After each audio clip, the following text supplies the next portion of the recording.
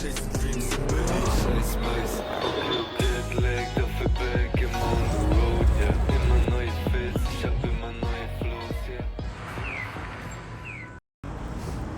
práve ideme z agentúry Leo Palace, kde nám vlastne povedali, že nemôžu nám prenajať žiaden apartmán, pretože by sa musel niekto za nás zaručiť. A my tu nepoznáme nikoho. Na dlhodobý prenájom. Na dlhodobý prenájom, no a krátkodobý prenájom stál akože 1000 eur, čiže to sme vôbec nechceli zobrať. A budeme musieť asi po nejakých iných alternatívach pozerať, a to sú asi share housey zo začiatku. A potom, ak sa tam ubytujeme vo Fukuoke, tak budeme pozerať po niečom inom. Vlastne, že by ste vedeli, o čo ide, tak my sme došli do Japonska na rok, na Working Holiday víza. Sú to víza vlastne na to, že môžete cestovať po Japonsku plus aj pracovať, ale iba na polovičný úväzok, to je nejak 30 hodín týždenne, ale to asi nebudú riešiť, že vôbec. No a potrebujeme si zohnať teraz ubytovanie, bankový účet a číslo. Číslo ideme teraz ako prvé vybaviť kvôli share houseu, bankový účet ideme vybaviť, ale neviem jak, pretože potrebujeme adresu. A keďže ubytovanie sú zatiaľ drahé, tak zatiaľ nie sme nikde ubytovaní, takže nemôžeme vybaviť ani banku. A do Osaky sme prišli na 2 týždne a z Osaky potom cestujeme do Fukuoky, kde vlastne chceme tráviť asi náš najdlhší čas tam na juhu, lebo tam je najviac teplo a je to asi také aj najviac, že Japonsko, čiže chceme spoznať tú pravú japonskú kultúru. Takže opäť sme tam, kde sme začali, točíme sa v kruhu. Pretože bankový účet nám nedajú bez telefónneho čísla. Telefónne číslo nám nedajú bez adresy. Adresu zatiaľ nemáme, pretože sa nemáme ako kontaktovať nejaké ubytovanie alebo nejaké telefónne číslo. Čiže akože neviem, čo mám robiť, ale asi si idem kúpiť Nintendo, lebo je to 50% lacnejšie. Čiže come on! Majú ani Nintendo.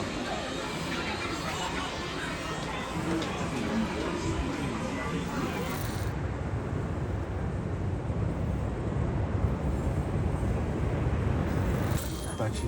Thank you. Idem vám trošku priblížiť tieto japonské vlaky alebo metra. Čiže o 2 minúty ide vlak. My sme nakoniec išli vlakom z Tengačaje do Nari. Do Nari sme išli za slnkami, ktoré sa vám ukláňajú a do nejakých miestnych chrámov. 39. Kintetsu Nararai. Teraz asi budem musieť ísť ako minimalistky. To je 100%. Hej.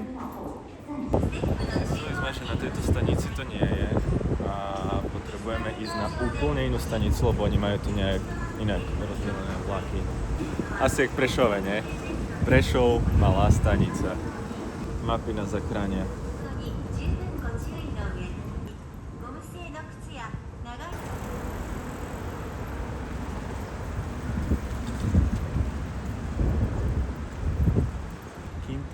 Kintetsu Nararai. Tuto. Keď teraz prišlo zemetrasenie, tak sa hovorí, že podzemia sú najbezpečnejšie. A hovorí sa, že už dosť dlho v Osake nebolo zemetrasenie a teraz má prísť nejaké veľké. Tie lístky, čo na mne vybehli, bola asi najväčšia halus, ale vlastne tu sa neplatí za minúty, ale za vzdialenosť. Vôbec to nie je komplikované, len treba počkať, dokým to bude ukáže anglický preklad.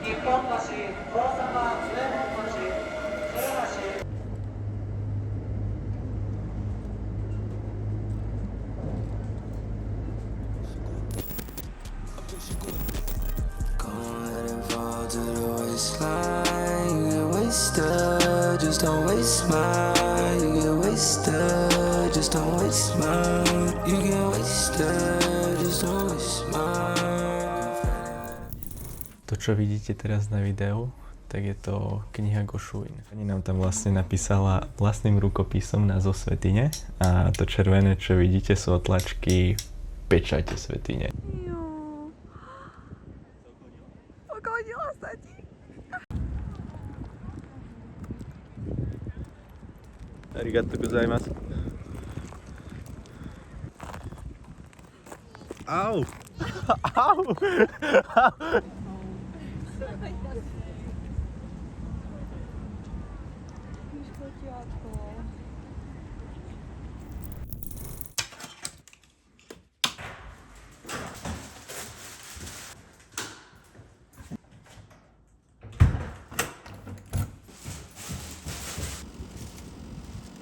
Máme potulky po japonskej ulici, kde sme aj ubytovaní.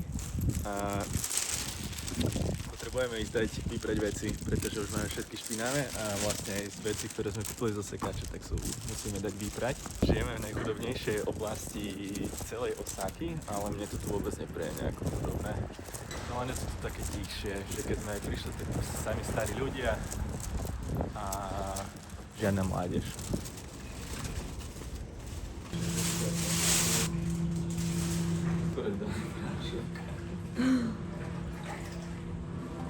Občas strácal rozum, vravel, že ho nechal niekde.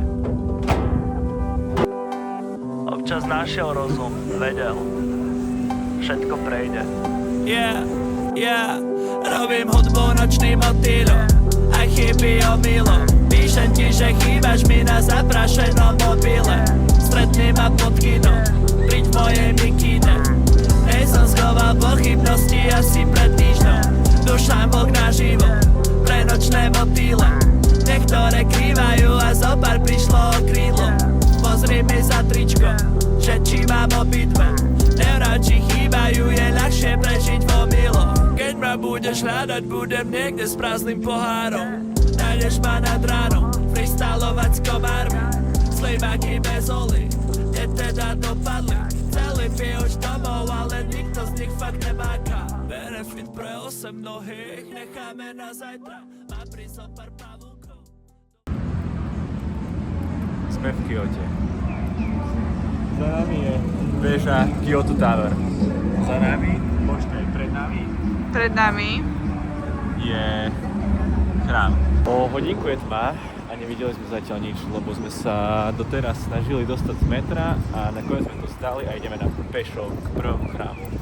Tady to je ešte 45 minút pešo. No. Lepšie ako hodina a 11 minút, jak to bolo predtým. Vieš, koľko sme si pomohli? Koľko? 10 minút. No hej, len čo sme to tu hľadali, tak ďalších 30, takže... Čiže ideme. No. Dá sa tu zahrať futbal? Nie. Sa prihlásim do miestnej futbalovej ligy. Tak niekedy sa ty šľachtiteľ mali šáriš. Timo, toto je pre teba. Pamätáš si na časy, kedy sme spolu hrávali stoper a predstoper. Ešte 34 minút, mám pocit, že sme neprešli zatiaľ nič. Ja mám pocit, že už ideme strašne dlho.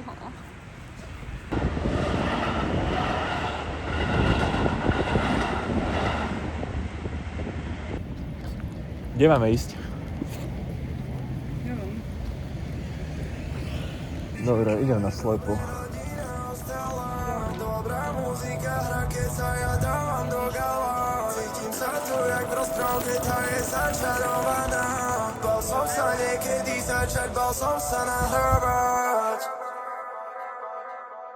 Pamätám nás, kedy som ju videl svietiť tak ako čerstvé zlato. Svietným pohľadom pustila do mňa milión brat. Teraz ju už nepoznám, jebem na ňu, zraním rád. Čo pamätajte si, vážiť si musíš, kamarát. Come with me. Welcome to Kyoto. Aha, tam je letisko. Vidíš?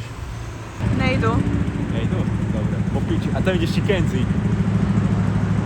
A ďalšiu vec, čo sme zistili, že pitie alkoholu na verejnosti v Japonsku je dovolené. Na zdravíčko. Na zdravie. Mňam, tak to sake je dosť dobré. Wow, cool. Poslednú nádej, ktorú sme mali v tomto vlogu chceli mať, je tento chrám. Je už bohužiaľ zatvorený. Ale ide o to, že vďaka nášmu jetlagu sme dneska stihli len jednu vec v Kyote, pretože ja debil som si myslel, že keď dojdem tu do Kyota, takže to je keby som vystúpil v Lipanoch. Ale v Lipanoch som nevystúpil, že toto veľké mesto do piči. Ja idem sake zapíjať džusom totiž. Fakt? Lebo už včera som bola taká, že... Dobre, prvýkrát sa napiješ a je to také, že po piči, že jak víno. Že super, jak víno. Ale sa napiješ viackrát a už to je jak vodka. Hej, Aha, som zvedavý. To na zdravie. na zdravie. Na tento večer. Na dnešnú noc. Takže dneska je last day v Osake a tým, že odchádzame už potom do Fukuoky, 800 km stadiaľ, tak sme sa rozhodli okúsiť nočný život Osaky, keďže sme ešte neboli nikde v klube ani v ničom. Prvé, čo ideme, je do nejakej 11-poschodovej budovy, kde máte kopec hier, kopec všetkého, nejaké bejsbalové pálky, rakety. Som zvedavý, či ma to nezabije, lebo že vraj, že to letí 120 km za hodinu. Potom ideme vlastne do nejakého klubu a nevieme, či stihneme z posledný vlak, lebo posledný vlak tu ide O 12. o 12. Práve ideme do 11-poschodového zabavného parku, kde sa poriadne rozbijeme. Poďte s nami. A že teraz najhoršia časť, ako to býva zvykom, v Japonsku je nájsť niečo, lebo navigačka tu vôbec nefunguje. Takže, ak sa nemýlim, tak by to malo byť toto. Karaoke, arcade game, tomu ver, je to ono. Daj, toto bolo vlastne aj pre teba. Ani.